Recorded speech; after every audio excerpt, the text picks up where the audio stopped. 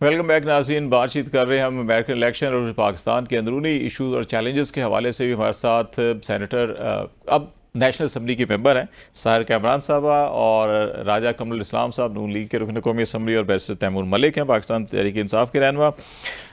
साहिर कामरान साहब, आपसे ये जो चीज़ें पॉइंट आउट कर रहे थे बैरिस्टर साहब, नो डाउट कि मैंने भी जो सवाल उठाया कि हमारी बहुत सारी चीज़ें जुड़ी हुई हैं इंटरनेशनल इन सारे इशूज़ के ऊपर। अब हमारा हाउस इन ऑर्डर अगर नहीं होता, इंसानी हकूक़ की वायलेशंस होती हैं, मसाइल होते हैं, पोलिटिकल इंस्टेबिलिटी होती है, सियासी विक्टिमाइजेशन अगर अरूज पर होती है और ये सारे मसाइल अगर होते हैं और इंटरनेशनल यूएन बॉडी एक आम इदारा नहीं है, किसी एनजीओ की रिपोर्ट होती है, थिंक टैंक की, तो शायद इसको नज़रअंदाज कर सकते हैं, लेकिन यूएन की रिपोर्ट अगर हो तो वो एक मुस्तनद सारा एक प्रोसेस से गुजार के वो चीज़ों को लेकर आते हैं। तो फिर हम कैसे ये जो हम अपनी एक ख़ुद मुख्तारी की बात करते हैं कि हमें ख़ुद इतनी अपने पाँव के ऊपर ख़ुद इनसारी की बात करते हैं, वो शायद इस वक्त भी होता है कि जब हमारी ये मजबूरियाँ माशी ना हों साथ जुड़ी हुई। तो आप समझते हैं कि हमें इन चीज़ों को ज़रूर एड्रेस करना चाहिए और जहाँ जहाँ ये ख़राबी है इनको हम दूर करें ताकि एक्सटर्नल दबाव कम से कम हो हमारे ऊपर। जी बिल्कुल, देखें जहाँ इंसानी हकूक़ की बात है, फंडामेंटल राइट्स की बात है, हमारा अपना आइन जो है वो तहफ़्फ़ुज़ देता है। लेकिन अफसोस की बात है कि तारीख़ बहुत तल्ख़ है और इस बात में कोई शक नहीं है कि जब हम फंडामेंटल राइट्स की बात करते हैं तो हमने शायद कायद-ए-आज़म मोहम्मद अली जिन्ना की जो 11 अगस्त 1947 की तकरीर थी उसके ऊपर जो है उस तरीके से अमल दरामद नहीं किया। और ये मैं कहूँगी कि मजमूई तौर पर कोशिश की जाती है कि जो है जो हकूक़ हैं उनकी पासदारी की जाए, लेकिन हमारी जो है एक सोचों के अंदर शिद्दत पसंदी, इंतहा पसंदी इतनी आ गई है और उसमें सबसे बड़े मैं कहूँगी कि जो हमारा निज़ाम अदल है उसकी जो है ख़राबी। अभी मैं इससे पहले जो है वो जो रूल ऑफ लॉ पे जस्टिस प्रोजेक्ट की जो रिपोर्ट आई थी उससे पाकिस्तान का 142 कंट्रीज़ में से 125वां नंबर था, 142 ममालिक में से 125वां नंबर, जिसके ऊपर मैंने जो है कॉलिंग अटेंशन भी मूव किया हुआ था और मैं समझती थी कि जब हमने लेजिस्लेशन की उस वक्त उस पर ज़रूर बहस होगी, क्योंकि ये मामला बहुत अहम है। पाकिस्तान पीपल्स पार्टी हमेशा जो बुनियादी राइट्स हैं, फंडामेंटल राइट्स हमारे और इंसानी हकूक़ है उनके साथ खड़ी है, लेकिन उसके बावजूद हम देखते हैं कि ये वायलेशंस होती हैं, ठीक है। और इन वायलेशंस में मैं ये नहीं कहूँगी कि जी किसी और मुल्क में हो रही हैं तो हमारे मुल्क में क्यों उसकी निशानदेही हो रही है, लेकिन मैं ये कहूँगी कि हाँ, शायद डॉक्यूमेंटेशन को भी हमें बेहतर बनाना होगा, अपने रवैयों को भी बेहतर बनाना होगा। अब क्या ज़रूरत है, मुझे नहीं समझ में आता कि हम ट्विटर पर पाबंदी लगाएं। हम जो है देखिए, right of information is a right that should be given to everyone. इसी तरीके से मजहबी आज़ादी, माइनॉरिटीज़ को उनके हकूक़, हम बार बार इसकी बात करते हैं और कोशिश भी करते हैं कि इसमें बेहतरी आए। तो देखिए, जिस तरीके से पाकिस्तान ने नुमाइंदगी दी है जो माइनॉरिटीज़ हैं उनको, पार्लियामान में भी दी है, मुख्तलिफ शोबों के अंदर दी है, इसी तरीके से ख़वातीन के हकूक़ पे बेहतरी तो हर जगह पे लाने की कोशिश की जा रही है। लेकिन ये मैं कहूँगी कि आइडियल सिचुएशन तो कहीं पे भी नहीं है। आइडियल सिचुएशन अगर वो इंडिकेट कर रहे हैं कि यूएस में नहीं है, तो मैं कहूँगी बदतरीन सूरत हाल पे हम ज़रूर बात करें। मैं कहूँगी यूनाइटेड नेशंस जो है वो अपने डबल स्टैंडर्ड्स को थोड़ा सा चेक करे और कुछ अमली तौर पे करके बताए, क्योंकि जो गज़ा के अंदर जिस तरह की जुल्म, बर्बरिया, जेनोसाइड जारी है और साल से ऊपर हो गया है, और उसके ऊपर जो है हमें यूनाइटेड नेशंस जो है एक बिल्कुल एक रिटर्नेंट बॉडी नज़र आती है। कश्मीर के अंदर, मकबूजा कश्मीर के अंदर जिस तरीके से जुल्म बर्बरियत जारी है, ये हमें इसको जो है ना देखना चाहिए। वो उनके अपने कैरेक्टर या इंटरनल इश्यूज को अगर ठीक करेंगे तो उसका डेफिनेटली असर आएगा। बात ये कि राज साहब की तरफ उस जेनोसाइड को बिल्कुल रुकना चाहिए।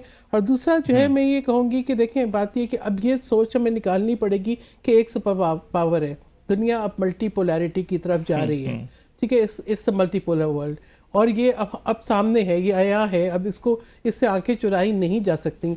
और हम समझते हैं कि जिस तरीके से उन्होंने अपनी खराबियों और खामियों का जिक्र किया है, तो अमेरिकी सदर पे सबसे पहले अपने वादों को पूरा करना है। और मैं एक तवक्को उनसे हम ज़रूर रखते हैं कि उन्होंने कहा कि जी जंग बंदी, और जंग ना छेड़ना। तो ये और इसके ऊपर जो है कि ये मिडल ईस्ट और सबसे बड़े खिते अभी भी आपने जिक्र किया, राय साहब को खुशामदीद कहते हैं और उम्मीद करते हैं कि इस पे अमली कदम भी होगा। अपना इंतखाबी वादा वो जरूर निभाएंगे, हम मजीद खून रेजी नहीं कर सकते। ठीक है बैरिस्टर तैमूर साहब, ये इशू जो है कि हमें हाउस इन ऑर्डर करना होगा इस सारी चीज़ों को ठीक करने के लिए, और ये जुड़ा हुआ है अभी ये मामला कि अगर सियासी जमात, पार्लिमानी जमात के सरबराह जो हैं वो गए हुए हैं और उनके अरकान फ्लोर के ऊपर खड़े होकर सारी दुनिया अगर देखेगी कि अगर पार्लिमानी अरकान को यूँ ज़ोर ज़बरदस्ती से वोट ला के अगर आइन के अंदर तरमीम की जाती हैं तो फिर रूल ऑफ लॉ की या वहाँ पे क्या बात होगी पार्लियामान की आज़ादी की।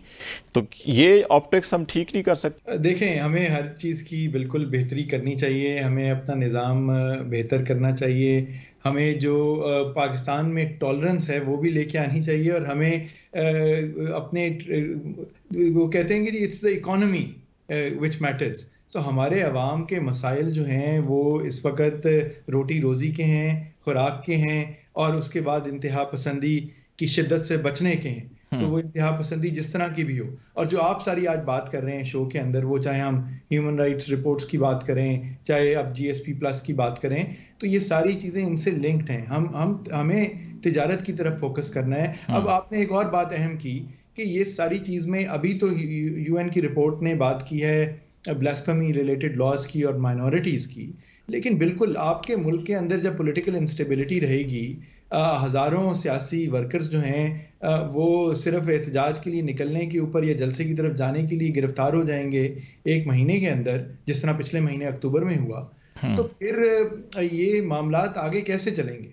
तो हर किसी को सोचना ये होगा कि पाकिस्तान में स्टेबिलिटी कैसे लेके आनी है। आपकी इंसदाद दहशत गर्दी की अदालतें जो हैं वो इस वक्त सियासी मुकदमात के दबाव के तले दबी हुई हैं। पार्लियामान में मौजूद अपोजिशन के जितने मेंबरान हैं सारे ही शायद किसी न किसी दहशत गर्दी के कवानीन की जद में हैं। आज कमाल तो ये हो गया कि आज जुडिशल कमीशन ऑफ पाकिस्तान की मीटिंग थी, तो उसमें से 2 मेंबरान सेनेटर शिबली फराज और उमर अयूब खान की इंसदाद मुबैना दहशतगर्द थे। फैसलाबाद में उनकी पेशी थी। हाँ। तो उन्होंने ये कहा कि जी हम 2 दहशतगर्द भी इसका हिस्सा हैं, तो या हम मुबैना पेशी भुगता लें या जुडिशल कमीशन ऑफ पाकिस्तान का आज मीटिंग अटेंड कर लें। ये शिबली साहब ने हमें खुद बताया कि उन्होंने ये इशू रेज भी किया है मीटिंग। तो बात ये है कि इस तनाजुर में जब आप देखेंगे, आप यहाँ पे क्यों रुकते हैं? आप माहौलियाती आलूदगी की बात करें।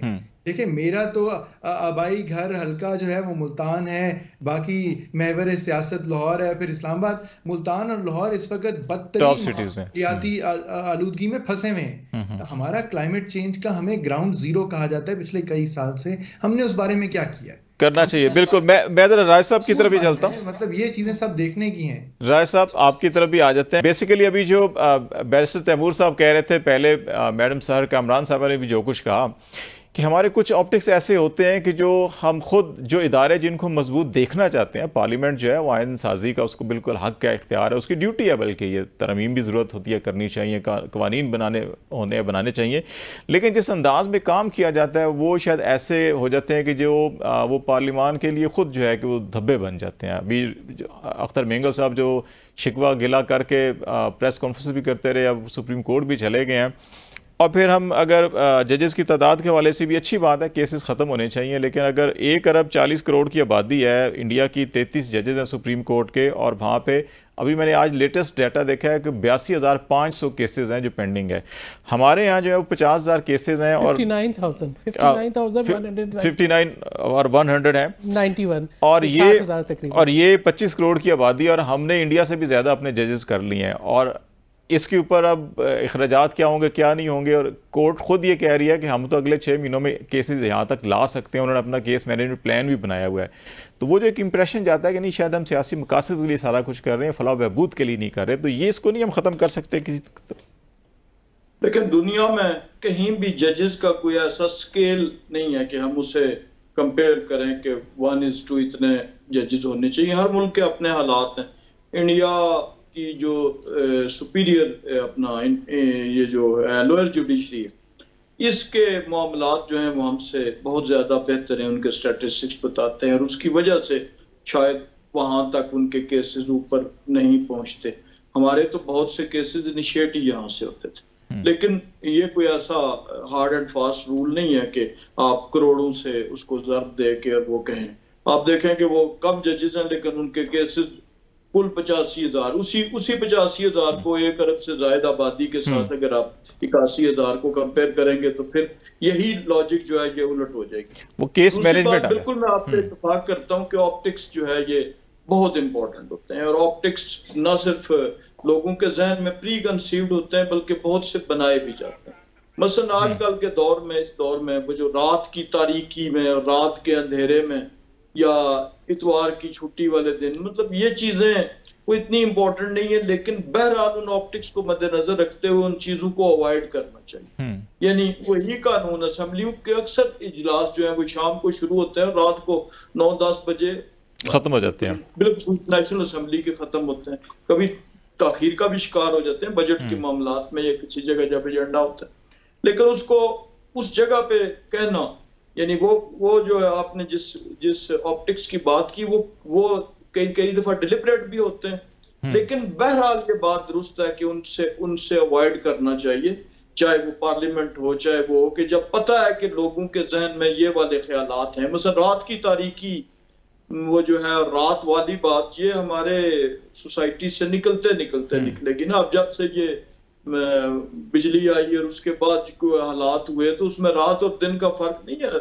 बहुत से दफातर में मसलन अब हमारा IT का जितना काम हो रहा है इस वक्त, वो ज्यादातर हमारा जो है वो सॉफ्टवेयर का या IT का या ट्रस्टेड का वो रात को हो रहा है। तो अब उसे क्या कहा जाए कि ये रात की तारीकी में, या उसको मतलब मनफी मानू में रात की तारीकी, तो रात की तारीकी तो किसी जमाने में होती थी, अब वो नहीं होनी चाहिए। तो इस किस्म के बहरहाल जब तक वो चीजें जो ऑप्टिक्स की बुनियादें वो तब्दील नहीं होती, तो इस किस्म के ऑप्टिक्स से अवॉइड करना ही वो ज्यादा बेहतर है। ब्रेक ले लेते हैं। ऐसा ब्रेक के बाद सियासी मामलात इस वक्त जो पिछले चंद माह से सियासी पारा बड़ा हाई रहा है, तो क्या ये नीचे आ सकता है, नहीं आ सकता है, इस पे बात करेंगे। हमारे साथ रहिएगा जी।